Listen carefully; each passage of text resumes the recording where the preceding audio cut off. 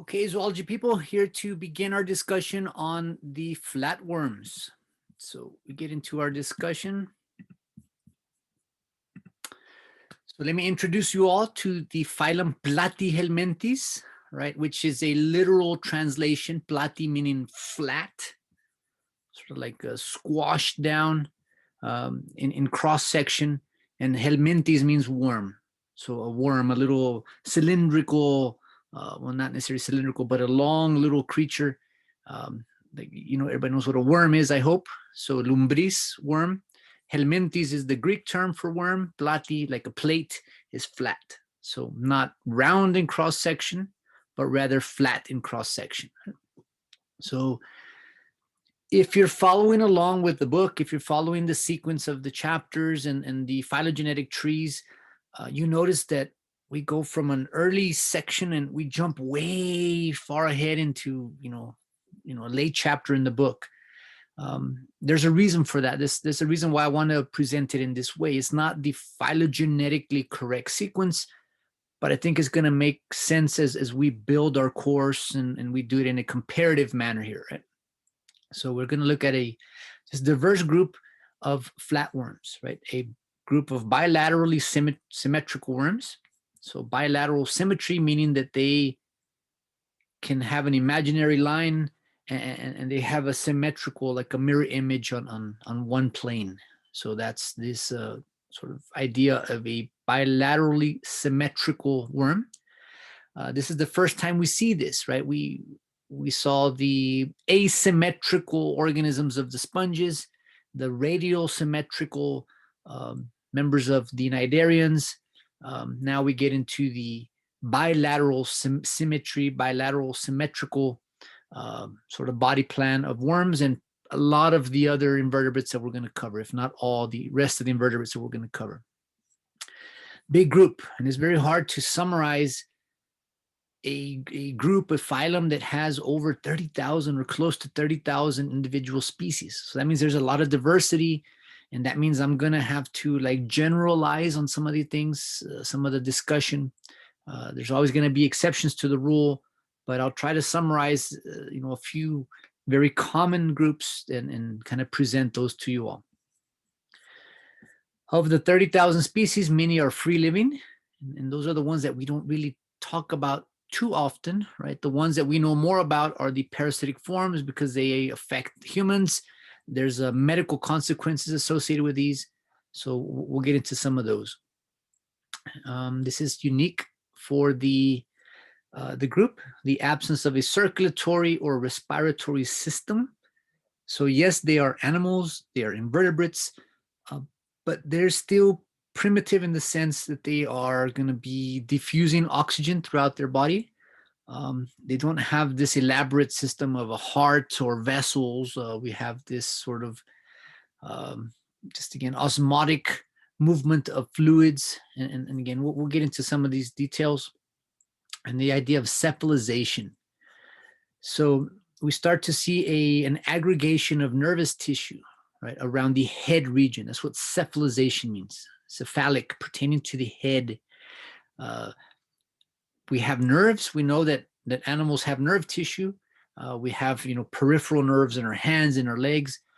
But we start to see with this group, with the Platyhelminthes, this idea of cephalization. So brain, very, very early precursor to what will eventually evolve later into a defined vertebrate brain, right? But cephalization, nerve clusters in the head. So that's going to then allow a greater aggregation of neurons. We can start to see some ideas of light sensation, sensory organs, eyes, eye spots, that kind of stuff. So the idea of these flatworms. This is an old representation, an old drawing I found of these flatworms, and we'll get into some details here, but you can see that cross section. They're not round like a worm. They're kind of squashed down dorsally, ventrally squashed.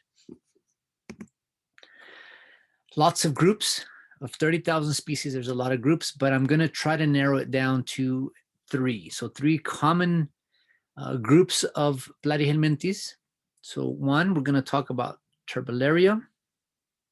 and specifically this little group here, Tricladidae.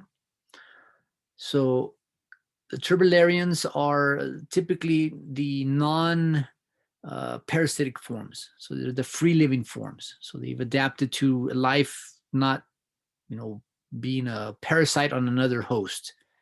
Then we get into our parasitic forms.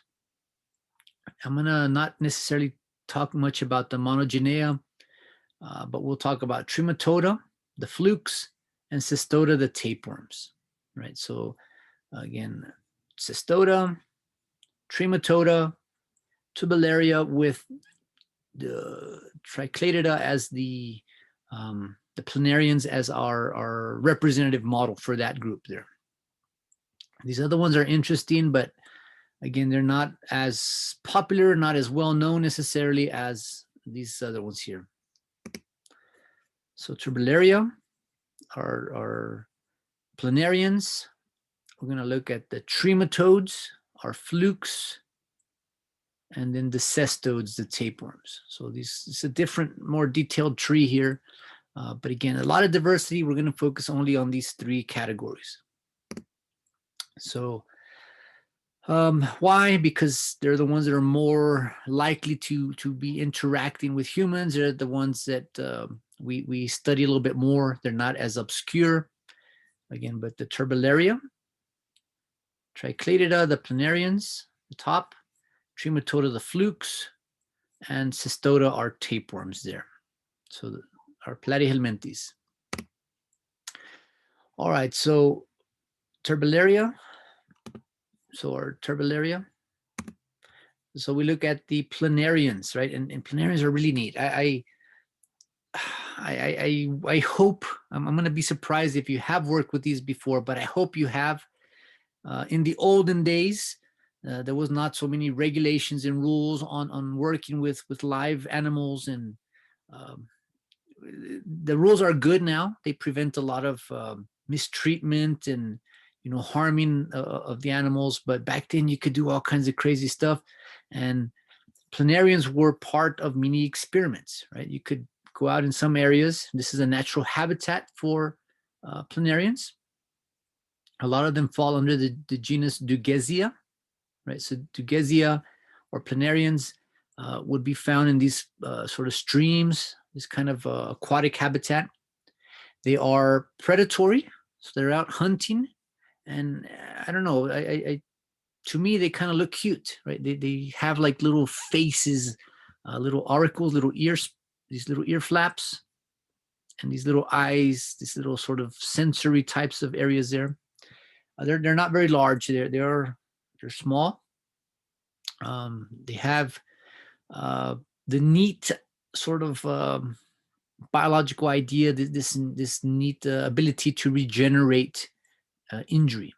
So their cells, I gotta kind of be careful how I phrase this, right? They do undergo mitosis, but their mitosis is different. Like, for example, our cells, once they reach adulthood, they regenerate adult cells, right? So these cells that the Planarians have are called neoblasts. They're basically a type of stem cell that can regenerate from the beginning, right? So imagine a cell, an adult cell that starts to regenerate as if it's starting from when you were a baby, right? So that enables it to regenerate nervous tissue, which is wow, right? So as an adult, if we have damaged nerve tissue, that nerve tissue will stay damaged. You're going to be paralyzed. You're going to be, you're going to lose the ability to stimulate muscle tissue.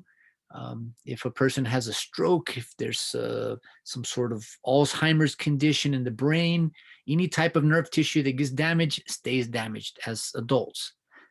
Not for Planarians. They damage nerve tissue and they can regenerate nerve tissue. They damage an eye spot, they can regenerate that eye spot. So it's pretty neat, right? Pretty high degree of regeneration.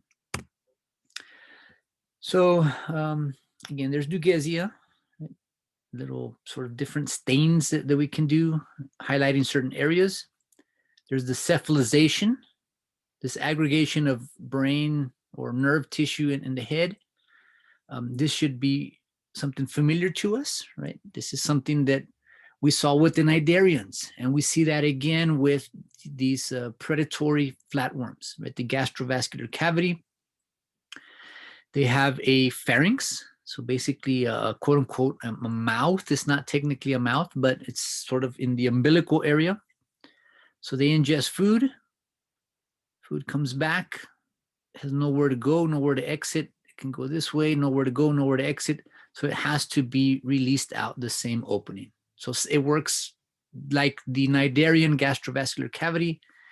We see that with the flatworms. So again, that's one of my justifications for kind of presenting them side by side. Right? They are different phyla, different phylogenetic branches, but they do share similarities like this gastrovascular cavity. The idea of regeneration, this is an actual sort of time progression of a planarian. So it got decapitated, head got cut off. That's okay, as long as it has the ability to absorb nutrients, through its little body wall. We can start to see regeneration of nerve tissue, and the little eye spots come back. So if you cut off the head grows a new body. Right? If I cut a little midsection there, it grows a new tail and a new head.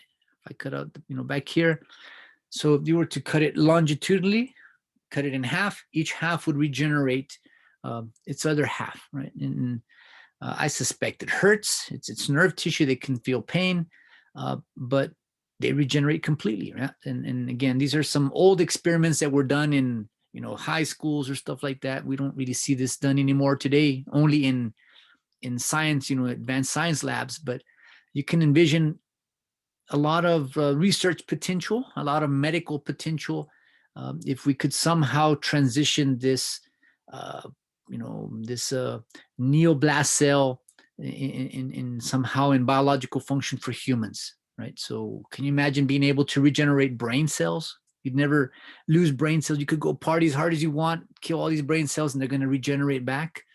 What would that do to modern medicine, right? To the idea of paralysis? That would be a thing of the past if we could somehow bring these types of cells into human medicine. What would happen to, grandma and grandpa that have Alzheimer's, that have Parkinson's, that have multiple sclerosis, these kinds of lesions on the brain? Well, all of these would get regenerated, right?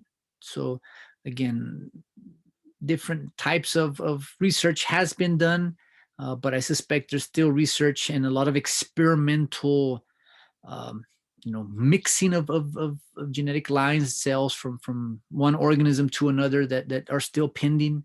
And again, who knows, maybe this knowledge, this type of cell could trigger new research and have some profound effect on human neurology in the future, right? But planarians, really, really neat little organisms there.